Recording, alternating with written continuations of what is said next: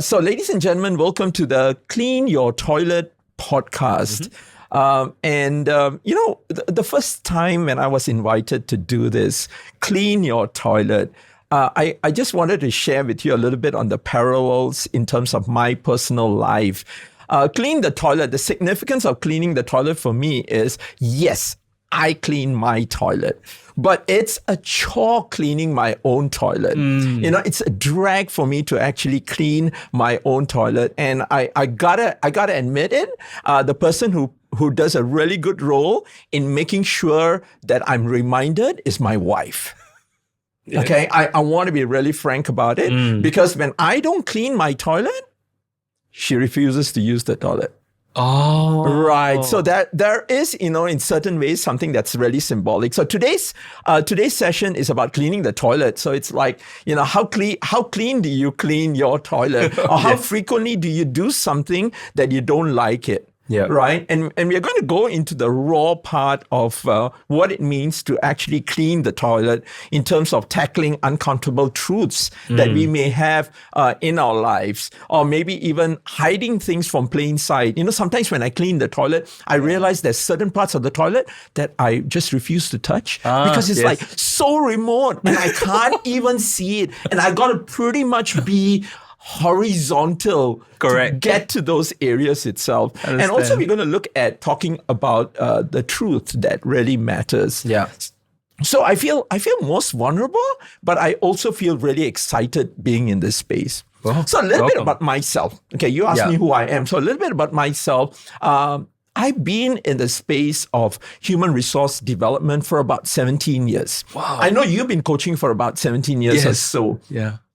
But I founded this company called Enable about 8 years ago, co-founded the company 8 years ago. And we are in the space of actually going out there and helping people becoming better versions of themselves. Amazing. Right? That's what we do. So we do it in the space of self-development, self-awareness, trying to discover who they are. But we don't stop there. We kind of take it from self-development. And if you can develop yourself and you know the techniques how to develop yourself, then you think about how to help others within the organization, within the corporation. Correct. Right? So when you can take care of yourself and you can take care of the people who work for you, then the third part of it typically comes up with in terms of managing the organization. All right. So it's a very simple framework, a very common framework that's been out there for donkeys of years. But it's about how do you bring this back into our own construct, right? So I'm going to try to actually, talk about it from that perspective. Okay. But I'm tell you frankly, I'm just so honored to have Xing Jian with us today. Thank you. Right. I kind of like overheard a little bit of what you talked about earlier. Yes. And I was like really fascinated. Okay. I want to talk to that guy. Okay. Yeah. So it's that's the reason why we are here. So could you introduce yourself a little bit? Sure. So my name is Xing Jian. If you struggle with a Chinese name, you can call me XJ, my initials. I respond to that. So I've been coaching for 17 years. My background is in communications and writing and public relations. And then I went into full-time coaching about 7 or 8 years ago. Nice. So my current chosen niche is actually men's mental health. I really feel like men are underserved in the mental health, mental wellness space. And that's why I wanted to actively put myself out there to take care of this space. In coaching, I love to do relationship work, communication work. I think to just quickly summarize, one of my talents when it comes to working with people is that I often can give form to the formless. So what this means is that sometimes they have a thought that's stuck in their mind, or they have a phrase or an expression that they can't figure out.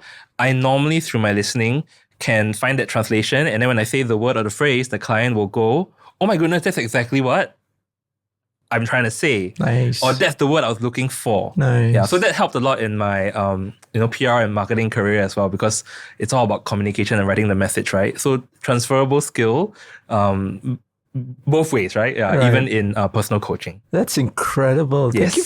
Thank you for articulating it in that way. And I think some of the powerful skills that I feel that you have is listening skills and I'm also sure. asking Yeah. questions Yes. because you're able to visualize it in terms of your client itself. Yeah, it's a bread and butter for sure. It is, isn't it? Yeah. So I wanted to actually start off by Yes. asking you the very first question. Correct. And that is, what does self-leadership mean to you? So I'm going to take a bit of inspiration from a previous recording that literally just happened a few moments ago. I think self-leadership is really like the way in which you move through the world, right? And then to add on, to expand that definition, is the choices that you make, especially when no one's looking. Yeah, because I don't know, like that is important, right? It's sometimes when you are no longer accountable to any system or any other person who in maybe whatever specific power dynamic, in the case like a corporation, or like you have your boss, or maybe you have your wife or your husband who might have an influence on you, then if all these influences are not there and you're given free reign, what choice are you going to make, right? So to me, that choice is part of that leading yourself. You're making a certain choice to do a certain thing, to behave a certain way, to express yourself in whatever way. Yeah, so that is self-leadership. I really like that, because one of the things that's landing for me is self-leadership is what you do when people are not looking at you, right? And it's something that's more intrinsic than it is extrinsic. Yes. Right? And that's amazing, because, I think I can vibe with that when you talk about organizations and the organizations that we work with, in terms of people. What is it that drives them intrinsically? Because that seems to be a little bit more sustainable. Yes, correct. Right? Yeah. Compared to something that's more extrinsic. Correct. Right. Yeah. So I think that's an important thing from a self-leadership perspective. Yeah. Let me share with you what's my perspective of self-leadership. Yes, please. My perspective of self-leadership is about where do I want to go? Where do I want to go in this life? Where do I want to go in terms of myself? And it's also tied back in terms of a certain end goal and a certain purpose out there. Yeah. Right? So I'm doing this. It's not just for me. Yes. But it's for someone else out there. So there's a someone else. There's a someone else out there. Yeah. Right? And the way I look at it, I can't help that person until I've helped myself. I see. Right? Does this person change? Is it a different person? Yeah. It could be anyone out there. It could be anyone out there. And one of the things that you will discover about me, I'm highly social and highly extroverted. I see. My energy levels are 95%. I gotta be out there with people because that's where I get my energy. Correct. But when I'm out there with people, I want to be able to also value add in terms of who they are. I see. Okay. Right? Yeah. So I think that's an important thing from my perspective. Right? So that's how I look at it in terms of self-leadership. I'm just curious, Xing Jian, when you talk about pivotal moments, yes. All right, in terms of you kickstarting your own self-development journey. I mean, what's that trigger or a better word, glimmer in terms of gets you to start, right? To start, yeah. For myself, it was the moment when I discovered that I was lying to myself. Yeah, and the story is, I've told this many times, but I'll tell it to you, right? Because it still sticks in my mind. So went for some talk. So it's a similar kind of subject, personal development, self-reflection, life fulfillment, blah, blah, blah, right? So it's one of those things where like your friend keeps trying to get you to go and then you keep saying no because you feel like it feels a bit like, like they're trying to sell me something. And yes, they are. But then eventually I just said, okay, I'll go, support you. Talk was fine. Agree with everything they said, but I didn't feel like I needed it. And then when we stay back after to just have a chat with the facilitators, right? So I share about myself. Yeah, I don't think I need it. I live a fine life. I think I'm quite, positive mindset, optimistic person. So I said all these things. Right? I like to try new things, I'm quite adventurous. Fair question to the facilitator because they're just being social and curious. Right.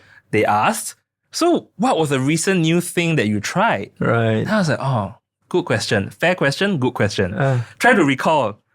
I go back 1 year. I go back 2 years. I go back to secondary school. Oh, I go back wow. to primary school. I'm like, wow. I don't have a memory where I actively said, this is a new thing I'm trying. And like, it's adventurous or what. Then fast forward to present time, right? So then why do I think that I'm an adventurous person who tries new things? Then that was a big realization. Like, okay, obviously I have some kind of fabricated illusion or notion about myself that I'm adventurous and I try new things. Because now here someone is asking me a fair question and I don't have an example. And I went back through so many years of That's amazing. then 20 plus, right? Right. So I said to him, okay, you just give me the just give me the registration form. Right? I'll go take this program and try to figure stuff out. Yeah. So that was that like pivotal moment for me. That's incredible. Yeah. The discovery of the personal lie. Yeah. Yeah. What was the emotion associated with it? There were a few. I think one was disappointment. Right. The other one was like kind of shock.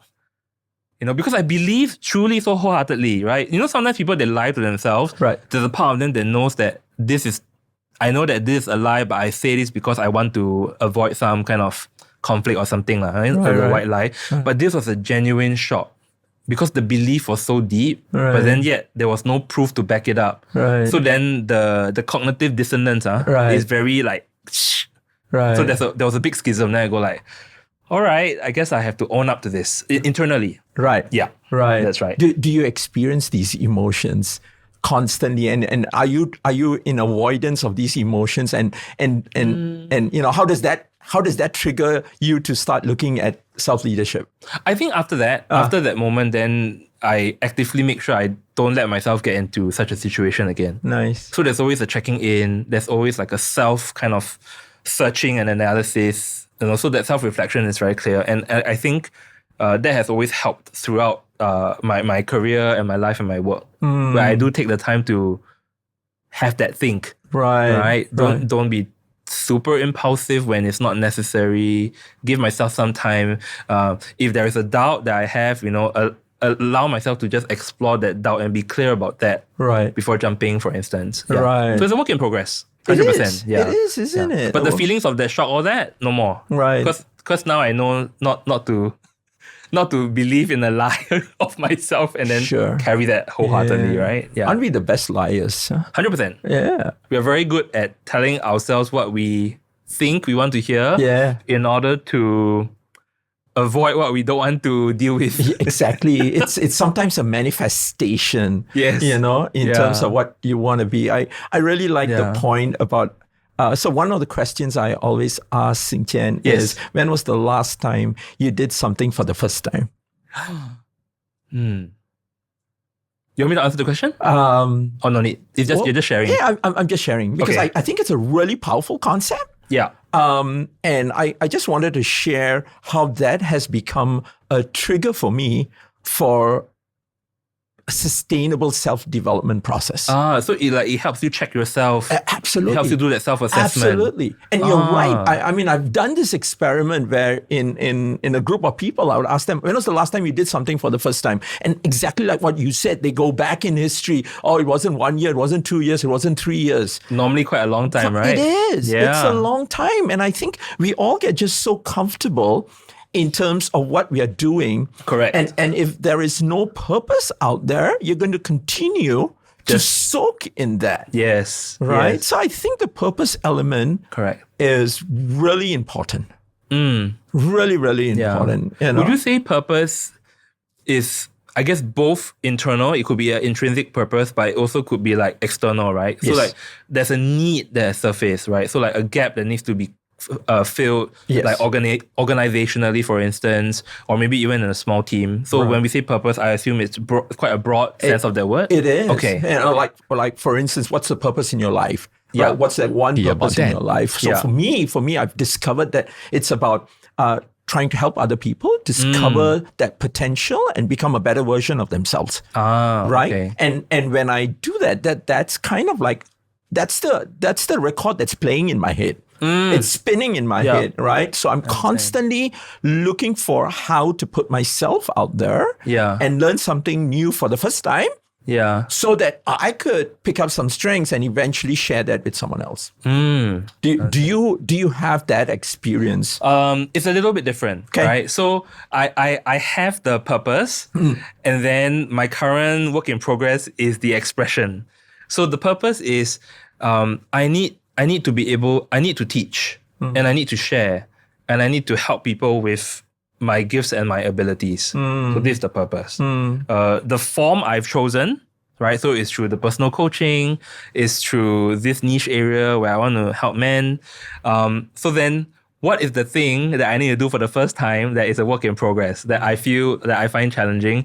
It is the putting myself out there, right? What is the version of myself that I want to present to the world that I guess can represent me, but yet I also feel okay with. Right. Yeah. So, for example, coming on the podcast is one way of me working on that. Right. Right. But then I also you could say maybe I'm a bit harsh on myself. I still feel like this is it's aided. Like someone has set up this platform for me. Right. Like the real one that I really want to get through is the self-initiated one. Right. Where I am the one who does my own content. I'm the one who, I don't know how the Gen Zs do it. They hold a video and then they talk to themselves, right? And then they speak about the things that they're so passionate in, right? So then for me, that's my current work in progress. That the self-initiation part. Yeah. So that's for me. Nice. Yeah, that's my current thing that I'm doing. Right. I'm trying to draw parallel to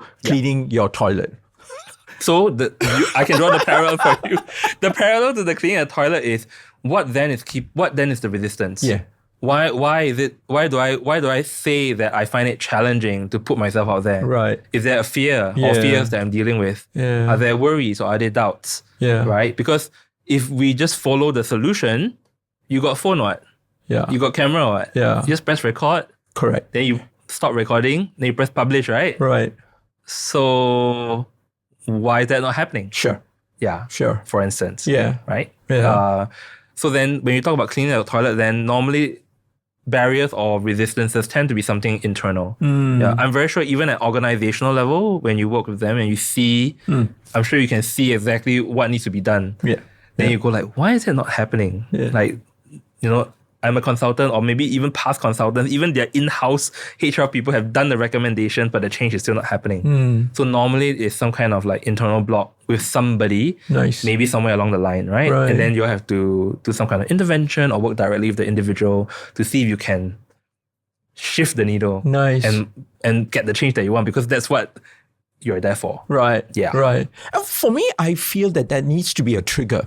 There needs to be a pain point that causes me to want to take action. Yes. All right. Yeah. And I feel self-development is so much of that. And I can also draw parallel to my own toilet, cleaning my toilet. Yeah. Right. And I'm trying to recall what's the triggers, right? Your pain points? My pain points. Okay. What's the trigger? All of a sudden, my wife doesn't want to use the toilet. Now, that's one pain point. Yeah. Another pain point, I could be having shower and the water's clogging on the floor. Yeah. Right? And Correct. it's all building up and it doesn't flow as it normally would. Yes. And it drives me crazy that I can't maintain the cleanliness in the toilet itself. Yes, 100%. You know? Yeah. And then that's when I take action. Yeah, Right? 100%. So Right. pain and pleasure are definitely like they are the original motivators for all things. Yeah. Right? Yeah. So pain, I was going to say human beings are actually very good at enduring suffering. Sometimes, right? So that's why remember earlier we talked about how when you ask people the question, when was something you tried something new, and then they say they have to go back very long, right? Yeah. But they're soaking in their comfort or their situation for a long time. Right. And if there was anything uncomfortable, it's probably because it's not uncomfortable enough Right. for them to want to make a change yet. Right. The other angle I would share is that it's not something better Right. or something that they're aspiring towards. Because that can also be a motivator. I want this wonderful thing. I want this new thing. Easy stuff would be like maybe material things, right? I want a new 56-inch TV. I just have enough money, I throw at it, right? But it could be something different. Like maybe I want a new life direction. Or I want to feel passionate again. Right. But fully right. You also, why you want to feel passionate is because you're not feeling passionate. Yes. And then that lack of passion is the pain. Correct. That's the trigger. And it's always together. That's the trigger. Right? Yeah. Sometimes some people get so stuck in, I'm so present to my pain, but I still cannot move. And sometimes because they have not figured out their pleasure. Yes. They haven't created that image or they haven't formed the thing that they want to. And when you don't have some kind of goal in mind, then you cannot move. That's a natural thing. It's a logical thing as well. Right? If I ask you where you want to travel to, and you say you don't know, then is travel going to take place? No. But then why is it so strange that you keep talking about you wanting to travel? Just decide on a location and book the plane and go lah. Right. So you need both. Yeah, you need a destination and you need a trigger. And there's also a lot of, I think you brought up some really good points. Okay. But one of the things I'm thinking about is also the threshold for pain. Oh, 100%. Yes. Okay. Yes. So you've heard of no pain, no gain. Yes, correct. All right. Yeah. So it's also the threshold for pain that you want to push yourself beyond. So one of the things I was thinking about, it's like beliefs and habits that are at play. When you want to embark on becoming a better individual, self-leadership. Right. Correct. So what are some values and what's some beliefs and what are some habits, that's within your system that you think could be holding you back as compared to, developing yourself and moving forward? Within my system, what do you mean by within my system? Like how within your control. Within your control. Okay. All right? Within your control. Oh, I feel like, okay, you know what? Today I'm just going to lay slow. All right? I'm not even going to push my threshold point today. Screw it. Oops. But that kind of thing. So if you look at your beliefs and your values and habits that actually hold you back in terms of becoming a better self, where do you see that playing a key role?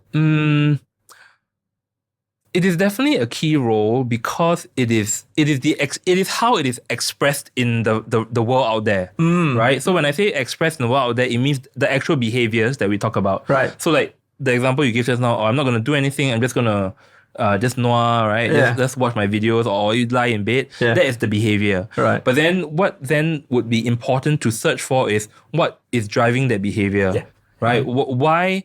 What is driving it?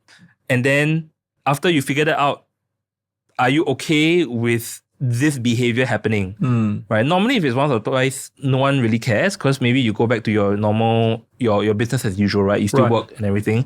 But when problems start to happen is when the behavior is repeated, thus creating a pattern, a pattern of behavior. And then what are the consequences of that? Correct. Right? So I think that's the more important thing to look at. So symptoms only give you that's actually it. They are only the symptoms and then they have consequences. Right. And then if I look at my own work, I'm always trying to look deeper intrinsically so do you know what is driving you to act this way? Nice. Right? Nice. How much of it is truly maybe an external circumstance that forces this behavior and how much of it is your personal choice actually, right? And then sometimes it can get more complicated because not everyone wants to own up to the fact that I did choose to do nothing. Right. That's it. So you're choosing to do nothing even with full knowledge of the consequences. Right. Then suddenly they go, no, right? It could be like that. Right. Or some people, they even own that. They go, I know it's going to blow up in everyone's face. I don't care. Right. Oh, okay. That's quite extreme. So something's going on there. Right. So with all these different degrees of, I guess you can say severity for the behavior. Right. And that's just if we are in, analysis mode. We're trying to figure stuff out. We haven't even got to the part where does the individual want to change it? Yeah, because that one has to do with motivation and and their intention. Right. Like you can do your full consulting and you give all the reports, right? But then why is the change still not happening? Because sometimes the analysis might have a limit, right? And we have to then look more deeply at the individual kind of their true inner opinions about it. Right. Yeah, because human beings, human beings. Yes. Yeah. Exactly. And we decide what we want to do, when we want to do, how we want to do, when we feel like doing it, right? Yeah. It's like sometimes I look at, I work with clients, and if the company actually puts in a lot of effort, they do the 360s, they do all the systems and the strengths and all that, and they have all these reports, and it's meant to help and develop the individual, right? But then there is something about the individual that goes like, yeah, sure, this is then they just label it as, it's the corporate stuff. Right? But then there is no true intrinsic reason to want to change. And then normally that's where I guess I will come in and I have to work with the individual. Yeah. But then most practices, which I think is very important, is that they're trying to help people, help their staff, and it's a workplace culture thing as well, right? Yeah. So that's all good because I think it's important. A lot of people actually start personal development work because of maybe that first strength analysis test, that first 360 feedback. The first time they hear someone say, oh, I like it when you da-da-da-da-da, or I wish you would stop doing da-da-da-da-da. And then they go, oh, I didn't know that that's how people see me. Right? So there is a place for that as well. Right. Now, that's a good point you bring up. But one of the things that came to my mind is alignment. Alignment between what the individual wants to accomplish from a self-development that adds direct value to themselves versus something that doesn't add direct value or adds indirect value to themselves. Correct. Right? How do you feel? What are your thoughts around alignment? Yeah. 100% very, very important. Right. A lot of the times we only do things when we are trying to avoid a consequence or when we see a benefit. Yeah. Right. And normally the most powerful things is when you have both. Yeah. Right. You have to get this benefit and avoid this pain. Right. So then I will do this action. But if there's nothing in it for me, change for what? Yeah. No need to change what? Yeah. Right? Yeah. So then I through my work, the context always changes, right? Sometimes it's a family situation, sometimes it's a work and corporate situation. What do you see when you do your work with organizations? What typically is the alignment gap for people? I think the alignment gap is becoming so much more significant these days, especially when we are working with 4 different generations. Across, right? So I think keeping that in mind and trying to understand that, right? I'll give you an example. I've met people who are probably Gen Zs and Gen Ys, right?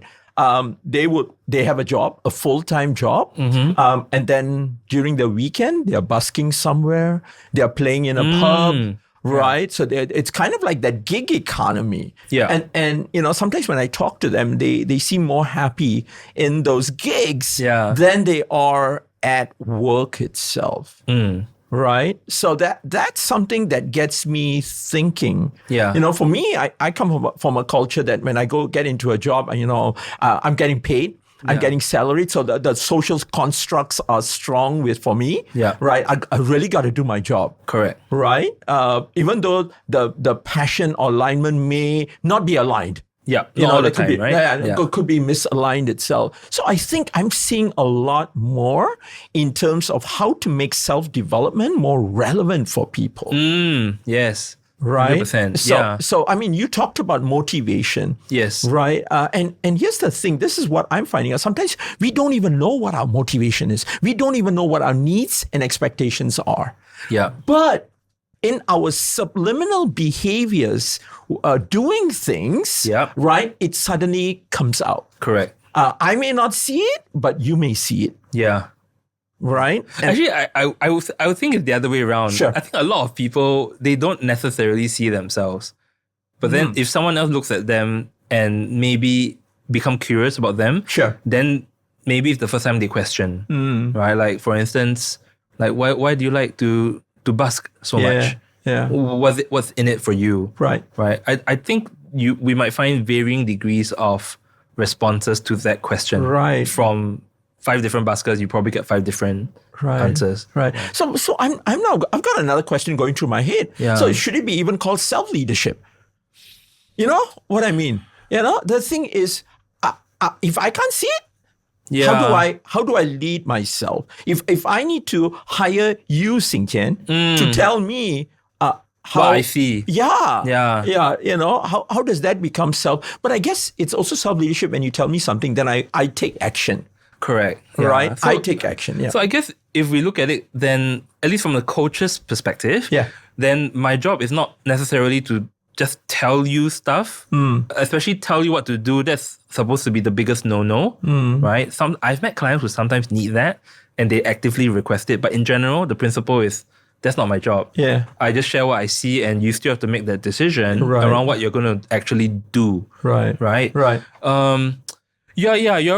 I am now pondering your question around like this notion of self-leadership then. What does that actually mean, right? Yeah.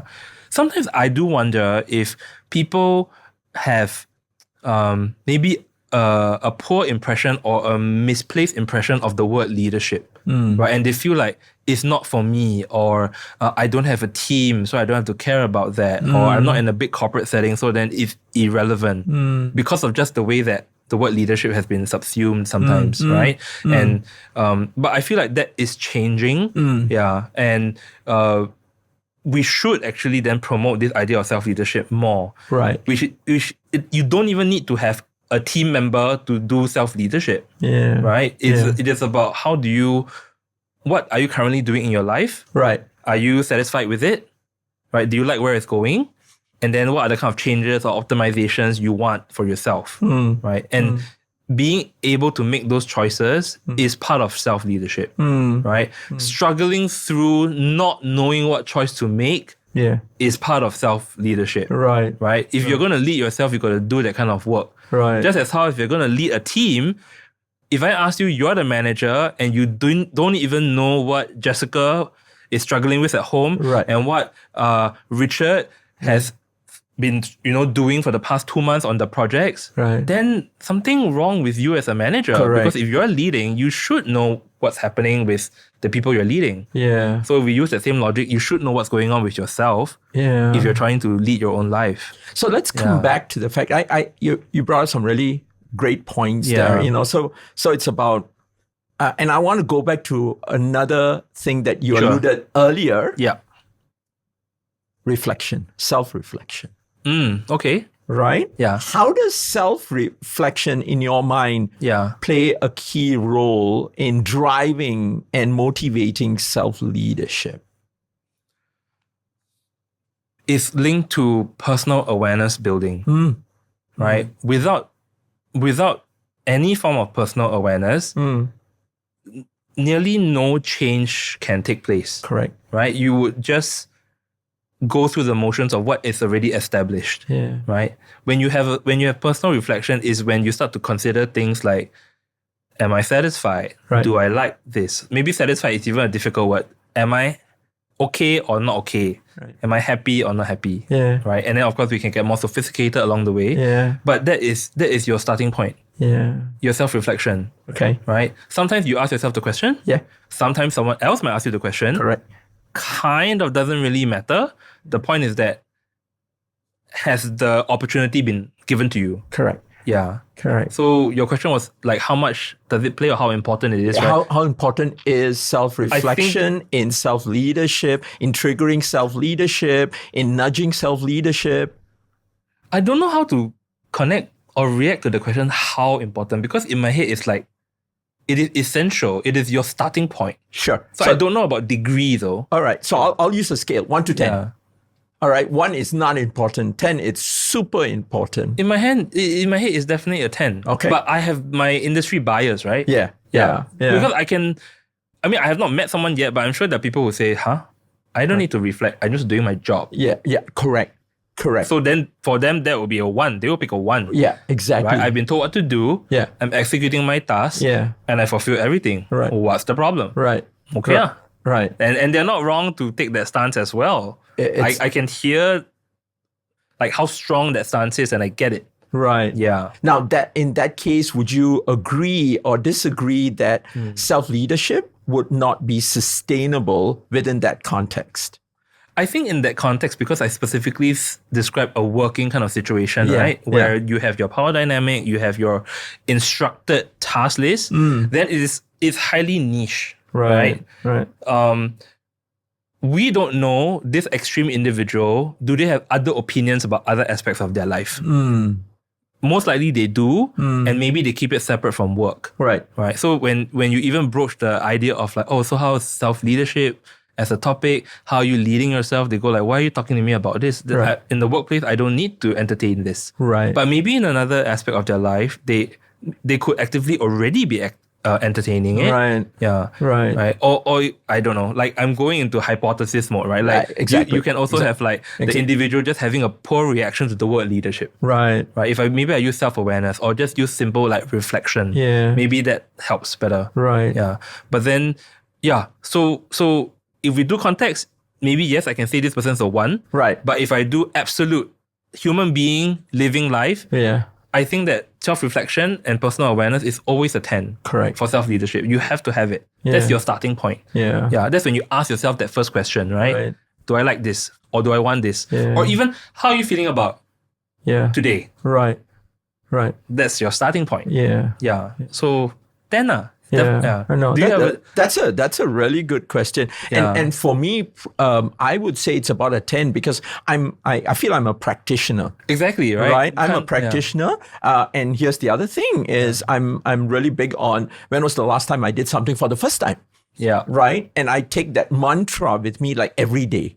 Every day. So it's a driving force that doesn't keep me in a comfort zone. Yeah. But it's constantly looking for opportunities out there to become better than who I am yesterday. Understand. So it keeps you on this, like, is it like a lookout? Yeah, it's a real lookout. Okay. Right. And I think that's a big thing for me because one of the things about self-awareness, and I'm thinking about it. How many of us are able to do this self-awareness? How many of us are able to go into these dark spots? Yep. Interior lack of freedom or whatever you want to call it. Sure. And look at it, right? Yeah, look at it. And they're going to turn around and say, you know what? I've just got a high school degree and that's it. Or I've just got a A levels, or I've got a O levels. And, I don't even want to look at this. Yes. Right? But if you're willing to overcome that fear of looking at it, then probably leadership would become a little bit more ongoing. Yes. Yeah. More ongoing, more present, more alive or more active in that individual's like reality. Right. Like I love the example you talked about, like I do not want to look at it, right? Because something that came to mind was sometimes it might not fully be down to the individual. It could be a circumstantial thing or a systemic thing, right? Where people don't even have the room to even be self-reflective. Yes. They're so overwhelmed by the mechanisms of making a living, taking care of the family and everything. Yeah. So in a way, self-awareness and self-leadership, okay, not self-leadership, let's just talk about self-awareness, right? Yeah. I find it hard to say that it is not a privileged thing, right? Like, we can say, everyone should do self-reflection. Yeah. But how many people actually have the time and space to go deep enough where they can make a meaningful change, right? Which is why then I'm of the opinion that if like people like you and I, we have time to even discuss such topics, right? Then what we have chosen to do is aligned with why we see that we need to do this for others as well, right? We need to help others. We need to bring them to a better place, etc. Because not everyone has that privilege. Right. Yeah, to be able to even like say, I'm going to sit down and journal.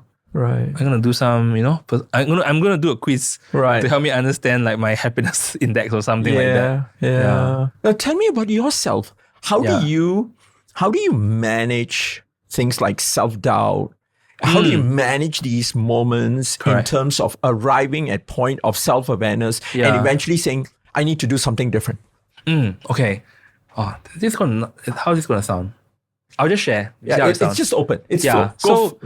So for me, when it comes to self-doubt, I've noticed two different facets of myself. Right? There's one facet that will go, I'm so sick of feeling the self-doubt. I'm going to just push ahead and do it. Right? So to me, I label that as I have suffered enough. I'm done with the pain of like maybe not doing something. Then I'll go and do it. Facet number 2 is learning to give myself some space and grace to just stew on it. Yeah. Like, why is it why is it uncomfortable? Why am I not moving?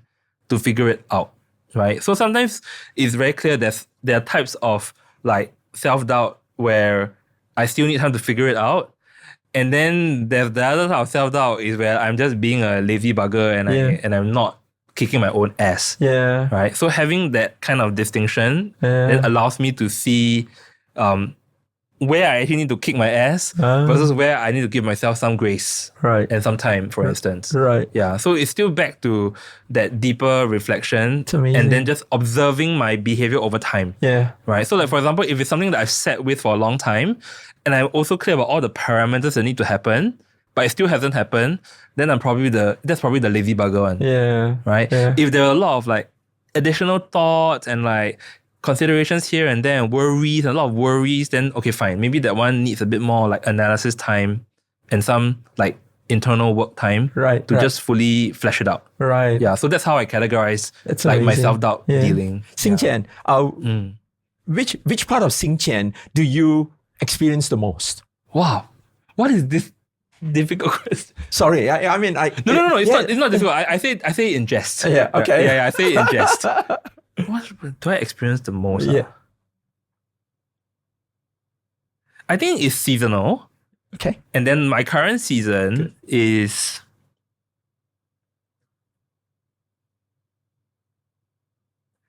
the current season is the part of me that is in transition. Yeah. Right? I am currently in between spaces of trying to really be assertive and push forward and manifest and create. And then the other part is more of the doubt and then the worry. And then sometimes I then find myself moving into like a do nothing space. Right. Which is not great for when you're trying to manifest. Yeah. Yeah. So that is where I currently am. Yeah. Right. Yeah, I mean, I'm just being very honest. I think it's a really good thing. So for me, if I were to look at self-awareness and you know, if I tell you like every day I'm looking at, you know, what am I going to do for the first time? Yeah. Right? Sometimes I do get overwhelmed. With this mantra that you have chosen? Yeah, exactly. I'm entertaining thoughts. Yeah. But I think I've trained myself enough that there are thoughts I just entertain and I don't make a decision. I see. All right. I entertain the thought, okay, good. Okay, good. So these are all just thoughts that are just flying around. And they're a bit fleeting. Yeah, just fleeting. They're fleeting in my head. And if it's something that I feel that aligns, that connects to my purpose, then I would kind of like grab that and say, what shall I do with this? Let me go Google. Right? Or on the train and I'm going back. Let me Google about this a little bit more. What does this mean? I'll go into ChatGPT, post some questions and see what it gives me. Right? Because I tell you, if I were to engage in every single thought in terms of a self-awareness and put that into self-leadership, you know, I probably would be just consuming and economically I can't be monetizing it, if you know what I mean. Yeah, it's just like a lot of brain stuff. Yeah, correct. Yeah. It's just but there's no outcome. There's no outcome. Yeah. Oh, there could be outcome where I would go subscribe to something because I want to learn, or I could go engage in a program that I want to learn. But you know what? I can't translate this. I can't use it back with the people around me. Because remember the goal. The goal is to make people around me a better version of themselves. Correct.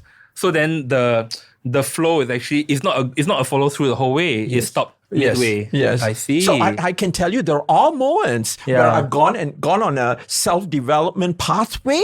Yeah. And then at the end of it, okay, I have this. How do I use this? I can't use it. I can't use it with anybody. Oh, so it became like, for what? Exactly. So the imposter thing comes in. Right? But that doesn't mean that I stop there. Yeah. But because I have that capability, that capacity, I continue to engage people. I create awareness. I see. So okay, thank you for sharing that. No, because then just even from like observing the way we express ourselves energetically, I feel like at this point in our lives, there is a kind of, like we're kind of opposite, right? I'm a bit in like a maybe slower, not kind of moving space, and then you're in this like energetic, wanting, raring to go space, and then it because of this that difference, I remember this lesson that I was taught before, and it was around when does our pattern of behavior, right? How does it signal to us what we actually need to do instead? Yeah. So I used to tell this to my clients, right? If you are someone who is the raring to go and you cannot sit still kind, then most likely the thing you need to do is to calm down and sit still and sit with yourself.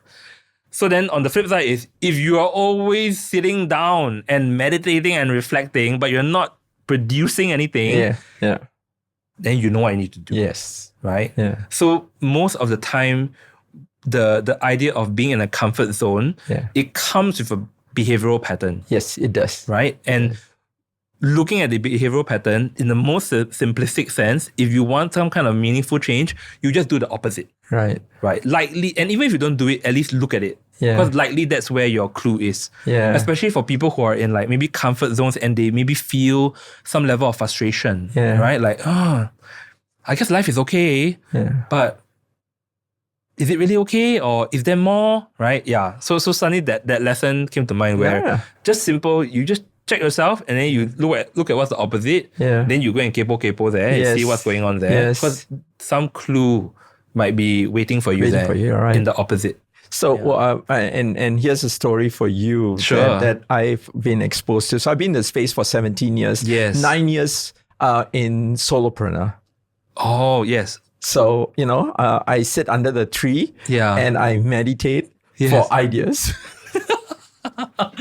All right. And then and virtually, everything I look at, oh yes, I want to do that and I want to do that and I want to do that. Yeah. And then I eventually discovered that I don't have resources to support this motivation of going out there and trying to be a better version of myself. Right? Yeah. And what I would do as a solopreneur, I would go out, meet with people and be curious about what they're doing. I see. All right. So I used to have, very diverse. There are people who would meditate under the tree. Yeah. And then there are people who would meditate under the tree and then they'll go hustle. Ah, okay. Yes. All right. So I found that you needed some kind of a balance between both. Yeah. That's right. But when I started the company, I had a co-founder and today we have grown executive management to 4 people. Yeah. I have people to kind of like, go share my ideas with and get a perspective. Yeah. Right. And I always feel that third party perspective is so valuable. Yes. In deciding, number one, self-awareness. Is that a true self-awareness? Correct. And how does that launch into self-leadership in terms of taking action myself? Is this something that's going to benefit me? Is this something that's going to benefit the organization? Correct. So I feel, and I'll be very frank, the network is also a really important component. Yeah. Right? How deep you build your network, how much you trust the people around you. Who are the people who can help you? Yeah. Who are the people who can ask you those powerful questions? Yes. That wants you to kind of like step forward and take action. Yeah. Correct. To move. Yeah. So who's this for you? I mean, where do you go to get your inspiration? Where do you go to check in? Yeah. Right? Are you talking to yourself in your room at the end of the day, like, Xing Jian, what should I do in this case? I got this. Correct. What do you think I should? Yeah. I do both, actually. Yeah. Yeah. So the self-talk is easy to do because, just by myself, right? And then I will sometimes record myself. I listen to my own voice, right? Or sometimes just the act of speaking, I hear myself. But it's also very useful then to check in with like trusted people, right? So normally I try to ask friends who are maybe not in my industry, right? I think it's helpful then because they give kind of like one is like a raw response because it's just as a person, right? Yeah. And then they don't, because they haven't drunk the Kool-Aid like me, right? we don't like talk, self-development talk, right? Yeah. They ask more like real things like, how many clients you got? Yeah. So how much revenue have you gotten? Right. So those are very powerful reality checks that help me balance the sit under the tree and like maybe too much ideation, Right. versus action. Yeah. I have friends who have the ass kicking kind of energy, but I also have friends who have the you should just rest and allow yourself to recharge energy. Yeah. So I wouldn't think that I currently consciously pick one or the other. Right. But it's more about I'm just open to receive what is put on my table at that point in time. Right. So like I have a friend who say, just come to the space and just let it recharge you. Yeah. Right. Stop staying at home and frustrating about how you haven't done your social media posts or you don't know what copy to write. Yeah. Right. Yeah. So that's one kind of friend. And then there's another friend who goes like, stop thinking. Right. You just go and network first, for instance. Yeah. So it's this mix of support systems that help with the self-leadership. Nice. Yeah, because they form a more kind of like objective kind of foil to whatever internal, I don't know, like overthinking or like, So I relate to you when you say like, you sit under the tree and you think everything looks exciting, everything looks fun, right? Exactly. In your own world. Yeah, everything in your also own biased world. Yes, correct. Yeah. So having the extra perspective is like important across all topics, right? Energy management, pricing, operational structure. Because sometimes if you're in a big corporation, they share their learning from there, right? There's nothing wrong with learning from like organization structure from a big corporate when you're a solopreneur, for instance. There are lessons that you can take and use for yourself. So I don't see like, the separation for me is not that great. It's more about like, I'm grateful that I have a friend who's willing to offer that knowledge and share. So I'm getting more clarity that for us to arrive at self-leadership, there needs to be number one, self-awareness. Yes. 10. For me, it's a 10. And then there's self-awareness, then self-development. Right? I'm aware I need to develop. Correct. And then when I develop, then I pick up skills to lead myself. Correct. Yeah. I wonder if I'll add that third part where like the action or maybe the word output is important. There has to be something that happens after the self-development or the skills acquisition. Right? So, something must represent the action. So whether is it you go and network, meet a new person, or you actually finally stop talking about your business and go on the Accra website and click register, you know, like that. That part, I feel forms that third component. Yeah. You have your self-awareness, you have your self-development, and then you must have, I guess, self-action. It doesn't sound so sexy, but it's around acting. I think what I'm hearing you say is a lot of the work goes into self-development. Yes and no, I guess. Okay. Yeah, it depends. Because that's where you take action and then you get a result. Oh, okay. Right? Yeah. So yes, if we put the actual doing of the action under self-development, then the end part is you want to make sure that there is a result for you to see. Yes. Correct. And this, and again, clarity, this whole thing is self-leadership. Yes. Correct.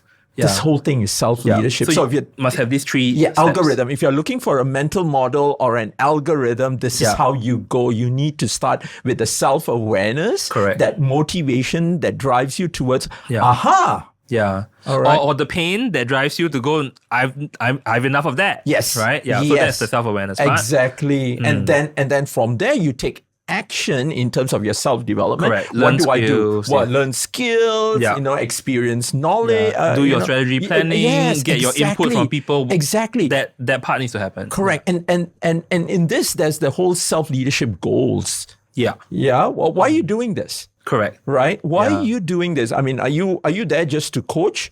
Or hang on, are you there to actually gain the money from coaching itself so that you can go on holidays? Yes, correct. Yeah, that through line thinking. Yes, it needs to happen. Yes, yeah, because it's linked to the person's like motivation and the why, right? The reason. Yeah, right. What's your why? My why, I think it's really about I want to make sure I word this well, right? Because it's helping people, but it's not just helping, right? There is a part of me that also is connected to it is a personal expression. Yeah. Right. It's kind of I need to be respectful to the talents that I've been given in this iteration of life. Right. Right. Right. And if I'm not respectful to these talents that I've been given or that I've come to know, then it's a bit like I'm rejecting myself. Yeah. You know, like people like people give you the skills to be an athlete and then like reject the athlete's career for study the mouth cannot okay. English, right? Yeah. So then for me, if my talent is the ability to listen deeply and like do accurate translations or help people find their voice or find their words, then I should use these skills. Yeah. Which then informed me like why I had that initial preference, for writing, for communications. It is connected to that. Yeah. So then now this current moment of doing like life coaching, right, and inner work and personal development is also then connected to using my gifts in this way. Yeah. So that's my why. It's amazing. So if that's your why, what are 3 important components, 3 to 4 important components for you that helps you to sustain that why, create that self-awareness, create that self-development, and produce the results that you're looking for? What are 4 areas that, you think? 3 to 4. 3 to 4. Okay. 3 to 4. Okay. Okay. What are 3 to 4 areas? I heard a little bit of spirituality coming in there. Right. Yeah. What are your talents? I guess right? you could say that. Yeah. So what is it for you? 3 to 4 areas. What would it be? That's a good question. Which is a great question, because then if I am taking a pause, okay, so I just talked out this part. If I'm taking a pause to reflect right now, it probably means that these are timely questions. Yeah. I would think the first one would be standing for the truth. So not my truth, but the truth of like how I understand like maybe how human beings work and what people might need, right? Because I think there are certain laws in life that are indisputable. Like you can't really argue with it. So like for instance, pain makes a person move. Yeah. Motivation also makes a person or inspires a person to move. Yeah.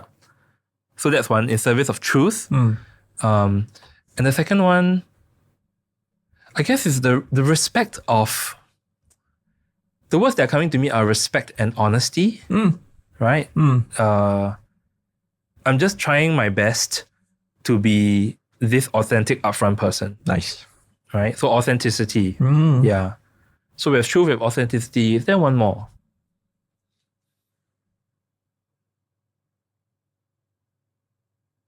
It's a bit connected to authenticity. Sure. But it's a bit different in that, like, the word that comes to mind is expression. Like, I want people to have their voice. I want it, and not necessarily speaking, but I want people to feel the fulfillment of like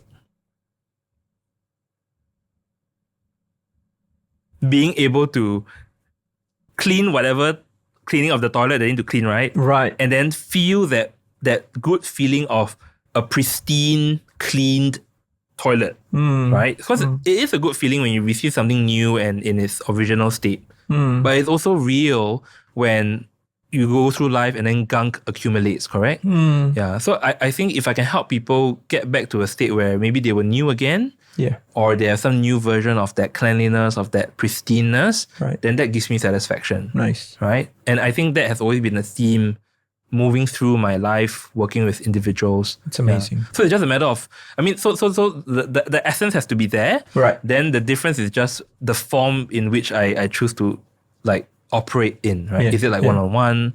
Do I go and do a little workshop? Do I hold a little like talk for people? Right. Yeah. So I think all of the different activities that I'm doing now are expressions of these things. Very nice. Yeah. Truth, authenticity, and expression.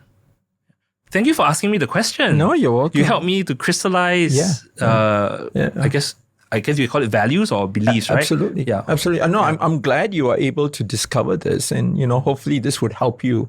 It's very interesting, right? It's like it's things. Sometimes there are things that we always already know, but then people come into our lives to help remind us or like refresh the knowledge. Yeah. Because these are not new things, right? But then to express it again is the important thing. Yeah. So I think that's actually a very powerful point for our listeners, right? Yeah. You might think that you are already familiar with your values and your motivations and your purpose in life, etc. But there's no harm doing a check-in and either doing a review and then you might know, is it you need to refresh, or the review actually acts as a reinforcement. Right. And that is also part of the work that we need to do, that maintenance work. Absolutely. Because if not, it's so easy to get jaded and tired by and lost by the day-to-day, right? Like, oh, I go to office again. You know, it's another 5 Zoom meetings, or it's another 20 emails I need to send. But then why? Why are you here, right? Yeah. Like, do you love the team that you're working with? Yeah. You know, what was the original reason? Like, what got you so excited when you first got a certain project, or when you clinched this job, for instance, right? Or you became a parent, for instance, right? There are all these things to maybe remember and revisit. There's also power in that. It is. It is. And you're talking about this, and you know that was a loaded question that I asked you, because I was trying to think, what's my theme? Right. And even in my theme, like if you talk about cleaning the toilet, for me to get down there and make this something that I like to do every 3 weeks. Okay. I'll be very frank. That's how frequently that I do it. And I know anything more than 3 weeks, I'm going to get feedback from the wife. That's going to be a backlash. I see. So for me, there are 4 areas that I focus on. I think one of them is physical resilience. You know, I must be able to clean the toilet. I need to be down. I must be able to bend, get down on my knees. You know, scrub the floor. You know, put my hand into the toilet bowl. You know, so that physical element of it, the physical resilience, is a big thing for me. The second one I have is also the emotional part. There's an emotional resilience behind it in terms of cleaning the toilet, right? Why am I doing this? You know, how do I go about doing these different things and continue to make myself, you know, I want to do this. I'm happy doing this, right? The third one is also the mental resilience, the sequence of work. Oh, okay. Where do I start? Yeah, so there's a certain logic, a certain flow. Absolutely. Process, right? Absolutely. You know, putting myself to it. Right? And the last one for me, something that's very dear to me and also close to me, is spirituality. All right? Okay. Spirituality is also a big thing. So I'm not just doing it for myself. I'm doing it for the love of the family. I'm doing it for the love of the wife. You know? So that kind of like all comes together collectively in making myself clean the toilet. Amazing. Yeah, that's how I basically would look at it. Let's get to, you know, I think one last question. Now we've talked about we have talked about cleaning the toilet, and we talked about self-leadership. Okay, that's right. After everything we have talked about, finish the sentence. All right, with the new perspectives and everything, self-leadership is. Self-leadership is truthful and mindful living of your life. I love it. Very profound. Can I repeat it to you? Let me hear it from your voice. Maybe your land also different. Okay. Self-leadership is being truthful and being mindful. Living off your life. Yes. Yeah. You like that, huh? I like that. Yeah. Can use. Yeah. Definitely. Definitely. And it's really meaningful. The only thing I would ask you to do is also maybe consider having 3 words. So truthful, mindful, and for the 3 thing, right? Okay. Yes, this is copywriting as well. Yes, I've learned this. Okay, I'll find the third thing. There you go. You know? I don't have it now, but yes, I hear you.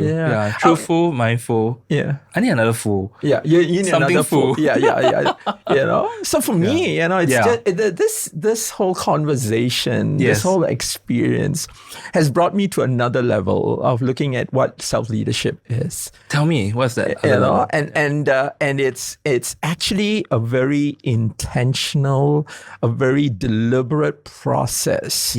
Of finding what your baseline is. Where are you today? Correct. Finding out if you're satisfied with your baseline. Right? And then if you're not satisfied, what can you do to make yourself even better? And move forward. Correct. Right? I mean, you've given me clarity just by talking about all this. Yeah. Right? You've given me clarity because I feel like intrinsically, I think you're definitely a more structured person than me. So it's like a nice fit, right? So as I share, then I can kind of like see the structure falling into place in front of me. I was like, oh, I have a structured person to help me organize the thoughts. Perfect, right? And to ask me the questions that create a kind of structure. So I think even in our interaction, it's also kind of like a reflection of maybe how like people can look for the types of people that complement them. Yes. Right? If you're a very structured person, look for someone who has more flow and more creative. If you're super creative and chaotic, look for someone who can bring some structure and give that stability. You know? So I've been loving that play. exchange. Yeah, the exchange. I really appreciate it. But I also want to say that this would not have happened if we didn't hold space for each other. Yes. Right? Yeah. And, I want to thank you for being so kind to hold space for me and to allow me to share and even bring the questions across to you. Yeah. And you were so super responsive. Like, you never bet your eyes to kind of like, oh no, I don't want to answer this question. It's too personal. Not at all. So I really appreciate that space. And I just want to say that I'm super grateful to you. Same. I appreciate the questions as well. Yeah. Because it made me think, right? So for me, like it's just truly like no matter how many years, it's just a reminder today that no matter how many years of this work I'm doing, there's still room for me to learn. Yeah. There's still room for me to remember and to reinforce the lessons that maybe I think that I already know. Yeah. But there's nothing wrong with revisiting them and getting that refresher. Yes. And that's what I received from you today. That's amazing. Yeah. That's amazing. Raymond. No, thank you. Well, ladies and gentlemen, that's the end of today's podcast, Clean Your Toilet, where we talked about not just self-leadership, but we talked about self-awareness and self-development and producing results so that we can become a better version of ourselves. I want to thank Xing Jian for being part of this conversation. You're welcome. It was just an honor to be here. Yeah. And I look forward to extending our conversations outside this podcast. All right. Likewise. Thank you. Bye. Cool.